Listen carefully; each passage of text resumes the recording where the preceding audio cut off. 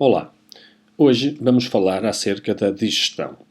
Como vocês sabem, os seres heterotróficos necessitam de matéria orgânica produzida pelos seres autotróficos para conseguirem produzir energia, crescer, para todas as suas atividades.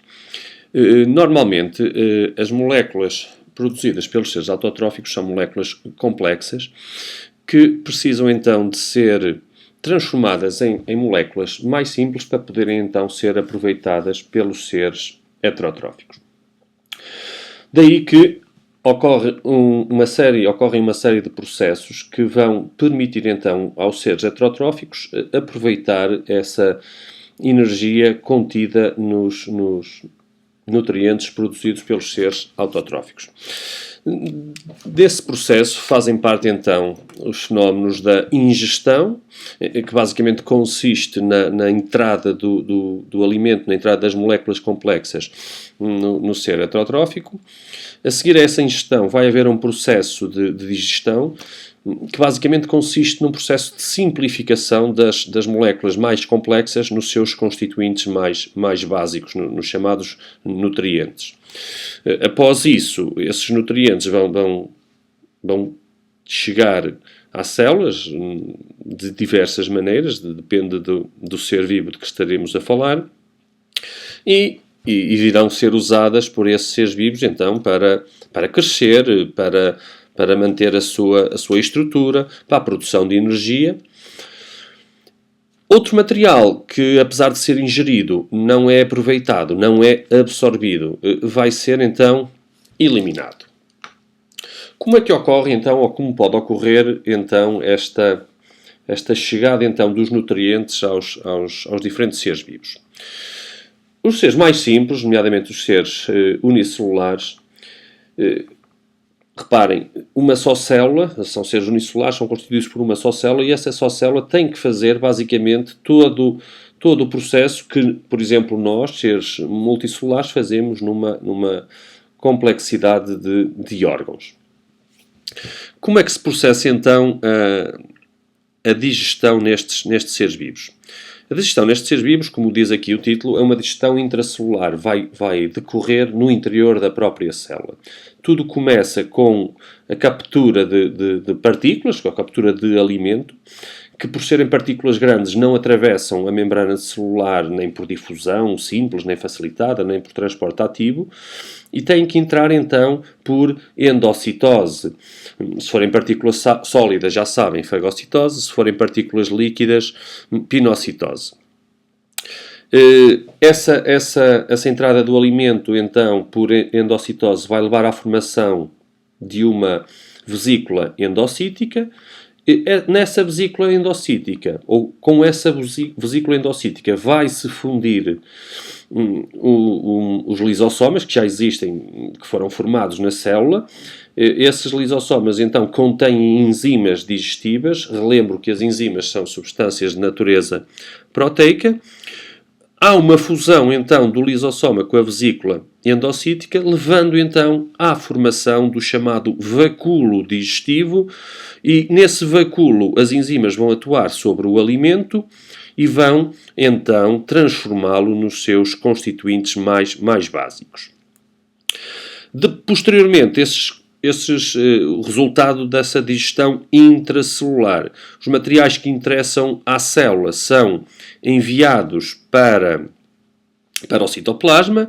Os materiais que não interessam à célula vão, então, ser expulsos da célula por exocitose. Portanto, relembrando, numa primeira fase, endocitose de moléculas complexas, formação da vesícula endocítica, fusão com o lisossoma, que leva à formação, então, do vacúolo digestivo, digestão intracelular e, posteriormente, aproveitamento das moléculas simples, que vão, então, para o citoplasma, e eliminação dos resíduos por exocitose.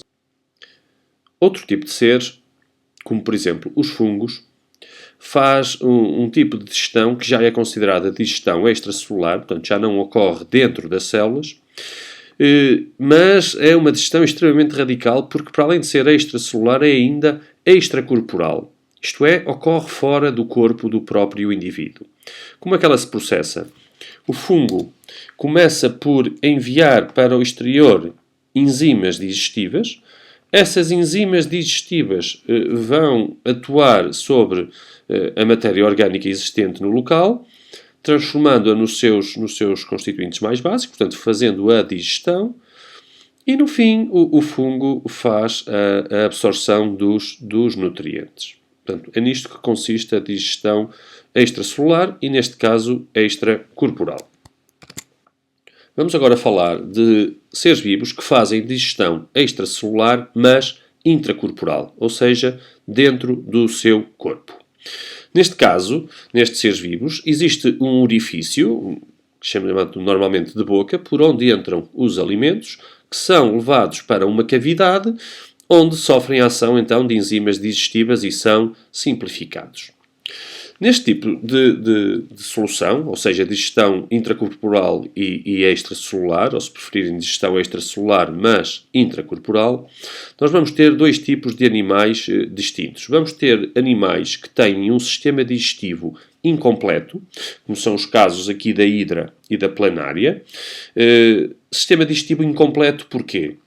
Porque tem apenas uma abertura que vai funcionar simultaneamente como boca e como ânus. Ou seja, o orifício por onde os alimentos entram será também o orifício por onde o material que não seja absorvido vai sair.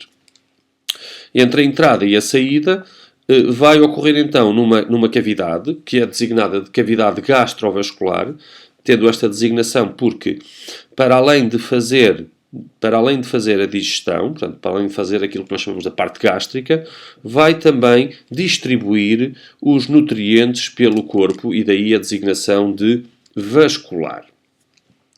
Reparem aqui no caso da hidra que esta cavidade gastrovascular é extremamente ramificada, efetivamente para poder levar então os nutrientes a todas as células do seu corpo. Portanto, o caso da hidra e da planária tem então um tubo digestivo incompleto, ou seja, tem apenas uma abertura.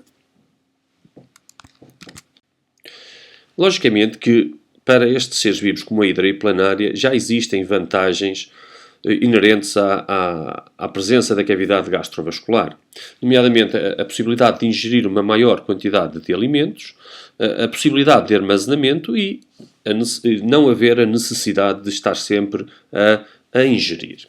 Mas, quando olhamos para outros tipos de animais, como seja o caso da minhoca, do caracol, da galinha, ou nós próprios, nós começamos a ver que, efetivamente, vamos começar a ter tubos digestivos em que o alimento entra por um orifício e sai por outro orifício. Ou seja, boca e ânus passam a estar em orifícios separados. Neste caso, dizemos então que estes seres vivos vão ter um tubo digestivo completo. Portanto, um tubo digestivo completo é um tubo digestivo em que já existem então duas aberturas distintas. Estes seres vivos, estes animais, vão continuar a ter digestão extracelular intracorporal. No entanto, a presença deste tubo digestivo, bem como a presença de alguns órgãos anexos ao tubo digestivo, portanto, órgãos que vão sintetizar, nomeadamente enzimas ou líquidos que vão ajudar na digestão, vão então contribuir para uma maior eficácia do processo digestivo e, como resultado final, efetivamente, uma maior eficiência desse mesmo processo. Portanto, que vantagens advêm para os seres vivos da existência de um tubo digestivo completo? Bom, desde logo, o facto de a digestão se processar num único sentido vai fazer com que não haja mistura daquilo que se vai deitar fora com algum alimento que porventura estivesse a entrar. E, portanto, como vamos ter tudo num único sentido, vai haver um maior aproveitamento dos alimentos. Além disso, os fenómenos vão sendo sequenciais, o que vai permitir que haja digestão em simultâneo em diferentes órgãos. A absorção vai ser mais eficiente e, efetivamente, os resíduos podem ser acumulados e depois serão expelidos pelo ânus. Contribuindo para uma maior eficácia da absorção, muitos animais possuem no interior do seu tubo digestivo, nomeadamente no interior do seu intestino, numerosas pregas que vão contribuir para um aumento da superfície de contacto entre o meio externo e o sangue, fazendo então com que haja uma maior facilidade na absorção dos alimentos que acabaram de ser digeridos.